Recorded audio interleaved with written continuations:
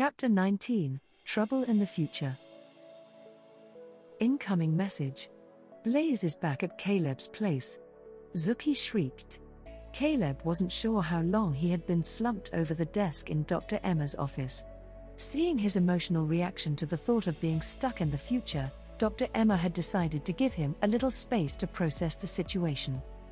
Probably a good thing, he thought. I'm now somewhat prepared for the worst. But I can still hope for the best. Let's set up the Zoom call right away. We've got a lot to sort out, Dr. Emma remarked. Soon Blaze's face filled the screen and initial greetings were made. From Blaze's end he could see them gathered in his office.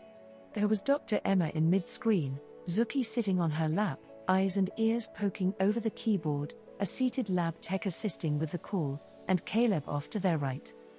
I'll need to bring you up to speed with what's going on here. But first we need to figure out a solution to our problem. Let me know what you've come up with so far. Hello? Hello? Can you hear me? I don't hear anything on my end. And your picture is frozen. There has to be a problem with the transmission, Blaze concluded. I'll wait a moment to see if you can do something to get it restarted. Dr. Emma frantically tried to get the program going again, reviewing the video and audio controls. At one point the audio resumed, but only for a moment. I can hear your voice faintly, but the video portion is still frozen, Blaze commented. Is my video still on, or am I frozen? Are you able to hear me? We can see you fine. The audio is still good. No matter, we can continue with the audio. Now, about our, Dr. Emma continued, before being cut off with a blast of loud static. I heard that you could see and hear me, but then I heard static and everything went quiet again. And you're still frozen on my screen, Blaze explained. Listen, I'll just continue with my info first. I'll trust it's getting through. If not, it's being copied, so you will see it, even if it's delayed. So, here I go. Caleb, your dad was very relieved to hear that you're safe. When I got back to your place, I was a bit alarmed to see a police car parked in the driveway. I should mention that I have no recollection of this happening 8 years ago. Either it happened and I had an MA, or something has been altered and events have changed this time around. I didn't know what was going on, but thought it might involve you, so I came in through the back door and quietly went to your room. That's when I saw the message on your computer from the future. I then went in to see your dad, who was meeting with 2 police officers in the living room. There was some temporary confusion when I stepped into the room. At first, they thought I was you, Caleb. They were correct, but not in the right way. Your dad had hastily explained that I was your cousin. Anyways, I was able to reassure your dad that you were fine. I passed on your apologies for not being in touch and explained that you were at your friend's place, Dr. Emma's. It took a moment, but your dad caught on. His eyes had briefly shown some alarm, but then he nodded to me and turned to apologize to the officers. Closing the missing persons file, they were soon gone. Oh, there you are, you're moving on my screen now. Did you hear the explanation of the police at your place, Caleb? Sure did, Caleb began. Thanks for apologizing for me. I feel so bad.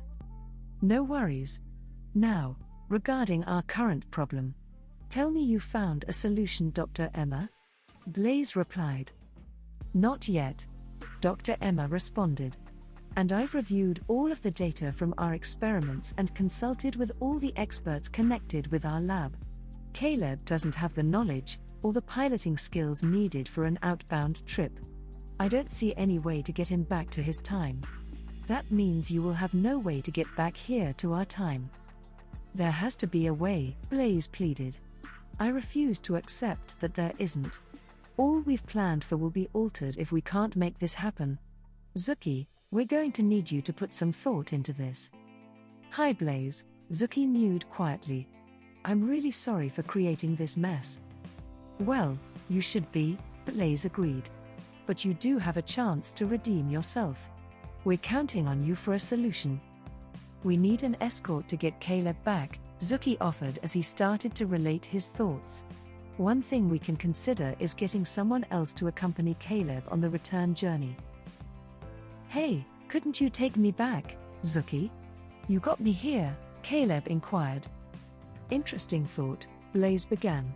Unfortunately, while Zuki is quite capable of initiating automatic controls to get to the lab, he is entirely unsuitable for piloting on-away trips. No offense to him, but he doesn't have the, physical stature, or the finger or claw reach to get to all the holographic controls and alter numbers fast enough, Blaze explained. We have been working on thought controls which should give us a few more piloting options at some point. But those aren't available yet. Hey, just so you know, I can hear every word. That's quite enough chat about my limitations if you don't mind. Zuki howled from the other side of the room. I realize I'm not yet able to pilot one of these things on my own. No, we would need someone else to pilot with Caleb. But that won't work, Dr. Emma countered. Even if there was enough room in the suit, it isn't possible to connect the shroud and the tree life form with two different traveler DNAs. It worked with Zuki and I together.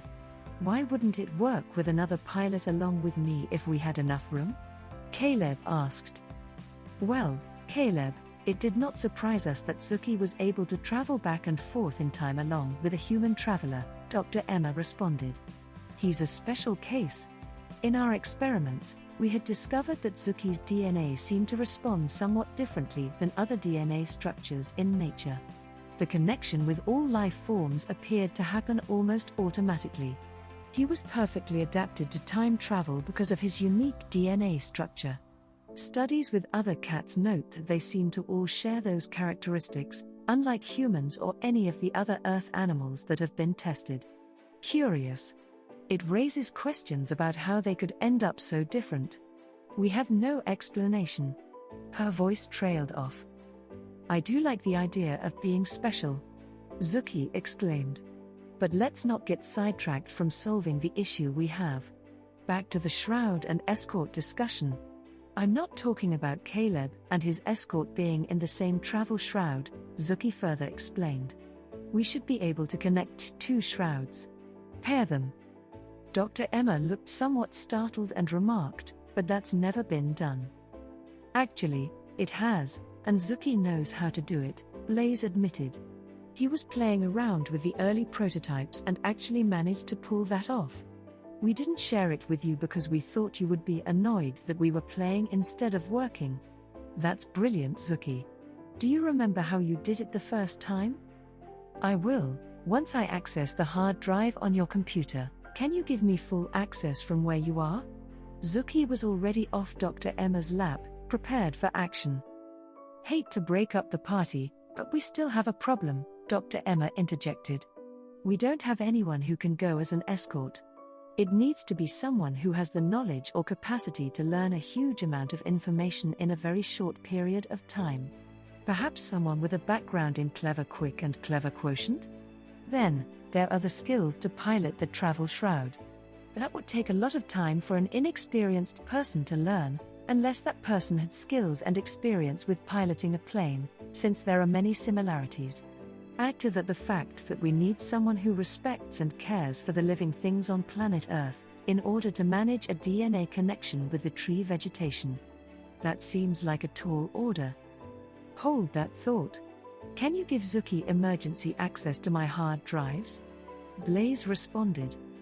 No problem, consider it done, Dr. Emma said, punching various codes into a control panel and looking into the optical iris scanner. Now, assuming that Zuki figures out how to do this, who can we get to go? So, we need to think about who might be able to do it right away. There are several folks that I've been in discussion with for various projects, Blaze pondered. Well, how about you give me the names and I'll start making contact? Dr. Emma stated. Well, Grace and Asher were on the list to give time traveling a try, but they haven't had any training yet, Blaze began, then paused as a thought suddenly hit him. Say, I was in the midst of making arrangements to have Mr. Badul's older self connect with his younger self. He has had the basic training, but not much else. There would be a need for pilot training. Not sure how long that would take. Pilot training? Caleb piped up. Say, I remember Mr. Badgel telling us about a goal he had of becoming a pilot. I think he even said that he was taking lessons on a Learjet. Pilot training on a Learjet? That would be perfect. Very similar controls, Blaze noted. He might be our solution. Dr. Emma, get in touch with him as soon as possible. He spends part of each month traveling to spread the word about education for truth. Fortunately, he's in town at the school board office this week. With his background instructing and facilitating Clever Quick and Clever Quotient programs, he should have the capacity to get quickly up to speed on the knowledge part of time traveling. And I know he's very environmentally attuned, so I'm sure he would have the respect and care for living things. He should have no trouble initiating the DNA link with the tree vegetation. Already on it, Blaze. Making the connections now, Dr. Emma explained, getting to her feet while punching information rapidly into her handheld pad. We should have a response shortly. Let's assume he's a go. We need to get you ready, Caleb. Listen carefully, Blaze began. Dr. Emma will be back soon with the information regarding Mr. Badgel. We will then need to have him join us at the lab and review procedures with Zuki. I have to say that the longer you're there, the more nervous I get. There are some preliminaries that I need to go over with you. I'll need to review various aspects of traveling on the Fibonacci spiraling waves. I know time is important. I have some helpful information. You need to know that I have recall of everything we learned the other day about the time travel particulars, prior to our MA, Caleb admitted. What? The MA didn't work? Blaze asked, shocked. Nothing wrong with the MA, Caleb remarked. Wait, don't tell me. I know. Zuki. Blaze concluded. Oh, you know, Caleb looked relieved. I do now. I had always suspected it, but I had never really confirmed it. He's a tricky little fellow, always full of surprises. In any case, that suits us well now. I'm going to run over some of the basics for you. You're going to need the capability to take control, even if the other parts of our plan come together. I'll outline the basic flight control operations. Things happen fast. You'll need to be able to respond without hesitating. I'm going to give you some creative coding strategies that I've used since I first learned to fly a travel shroud. It's unfortunate that we haven't done that video yet. It's the next one coming up. Life is often like that. You get the test first and then the lesson comes later. If this is successful, you'll have a powerful reminder of how well coding strategies, using catchwords and catchphrases, can help you remember lists of keywords and important points. If it's, Blaze's words trailed off. If it's not successful, nothing much matters anyways, Caleb speculated. Is that what you were going to say? Blaze nodded. You do need to know how important this is. You need to treat this very seriously. As if, Blaze's voice trailed off again. I know. As if my life and the future of the world depends on it. No pressure. Caleb said, shuddering. The plan was coming together. By the time Blaze had reviewed the basics of time flight with Caleb and prepped him with creative coding strategies so he would remember the sequences and important information, Zuki had reported back in. Analysis of the data indicated that the pairing would indeed work. The two shroud systems could be linked via an assortment of wireless tethers, directed both ways for added stability. It wasn't guaranteed, but it was the best chance they had. With a competent pilot guiding one of the shrouds, the other shroud should be able to be brought in on the same trajectory and at the same speed. All they needed now was the pilot for the lead shroud. That was quick in coming. Mr. Badgel was eager to try this new adventure and happy to help. Furthermore, he had indeed gone through pilot training. After a short session in the lab reviewing the shroud controls, he was deemed ready for the mission. As for Caleb, he had spent the rest of the morning in the shroud simulator, notepad in hand, desperately trying to recall the settings for the control levels and the proper sequences. Blaze had pointed out that he wouldn't have the time or ability to pull out his notepad and check things partway through. Things would be happening too fast.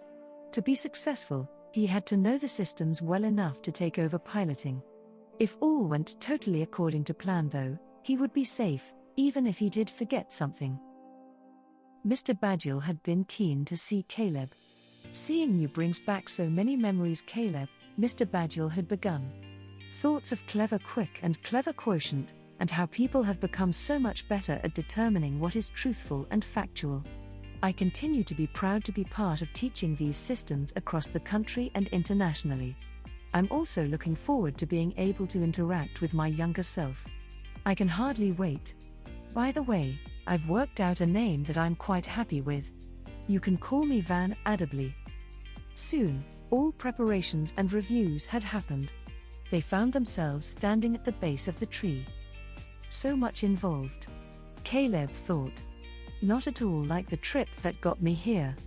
Zipped in the shroud, Caleb brought up the visual, holographic controls, just as Blaze had instructed him. The catchwords and catchphrases would make sure that he didn't accidentally leave out an important step. One last time he glanced at his notebook and read over the catchwords and catchphrases as he looked at the mazes of numbers and letters in front of him: Vista, Bedmars, Roy G. Biv, and the catchphrase, Striped Tiger Avoided Gushing Volcano All Saturday. He liked that one because it was kind of silly, easy to visualize, and easy to remember with a little review. Blaze's voice echoed in his mind as he reviewed the words. Remember the catchwords and catchphrases and you will recall the first letters of each of the keywords. That will bring to mind each of the steps you need to monitor. Caleb had studied the ranges for each setting and felt he knew them. He just had to make sure he didn't leave out any of the steps. He looked again at the most important ones. They would be triggered in his memory by the catchphrase, Striped Tiger Avoided Gushing Volcano All Saturday.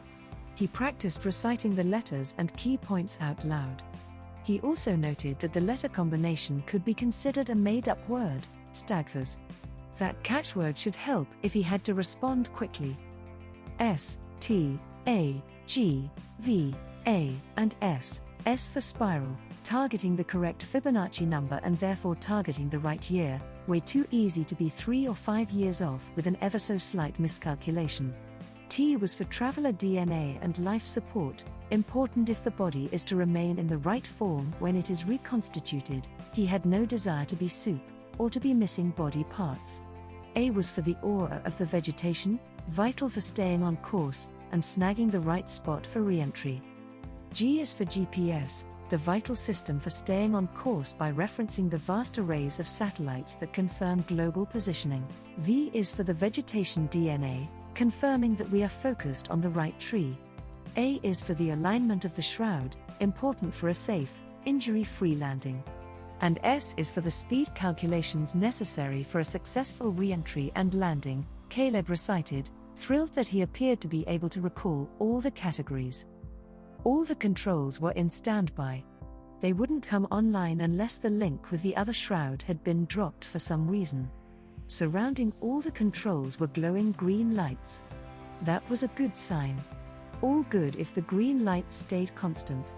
If they went amber, he knew things were still okay, but he would have to take immediate control to manually keep them all that way, with values within the acceptable ranges.